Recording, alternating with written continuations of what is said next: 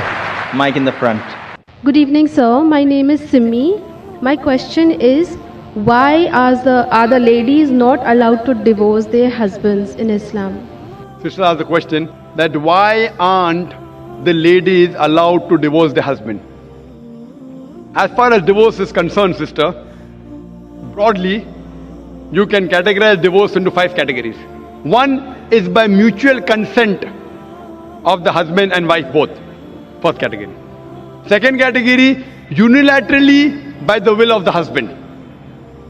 Third category, that if it is mentioned in the Nikah Nama, when a woman is marrying a man, if she mentions the contract, by default, the authority is given to the man in the Quran.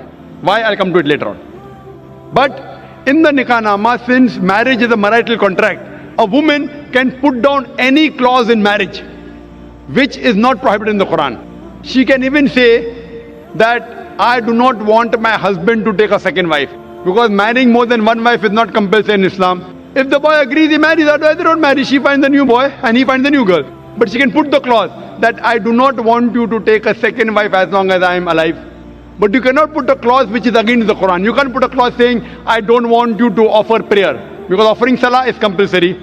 You can put a clause which is optional. Similarly, she can put a clause that I too want to give unilateral divorce. It's called as talaq-e-tawfeed or isma. Third category. Fourth category is if she does not mention in the clause, but yet she wants divorce, she can request the husband, I don't want to stay with you. She can request the husband to give divorce. That's called as qala. And the fifth category, if the husband does not agree and if the husband ill-treats her, she can go to the qazi, she can go to the judge, and she can take nikah-e-fasq. That means nullification of the marriage.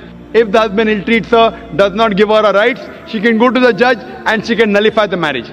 So even a woman can take divorce. But under normal circumstances, the man has been given the authority. Why? Because in marriage, the person who's the loser is the man, not the woman. The woman gains.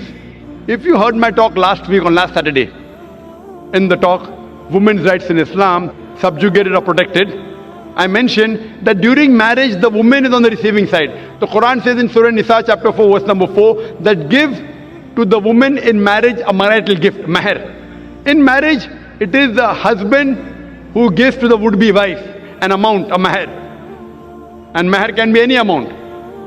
So imagine, before she's married, it is the duty of the man, duty of the father and the brother. After she's married, it is the duty of the husband and the son to look after lodging, boarding, clothing, all financial aspects. And if divorce takes place, it is the duty of the parents to look after her. If not the parents, it's the duty of the society to look after her. If not the society, it's the duty of the Islamic State to look after her. So she is financially secured.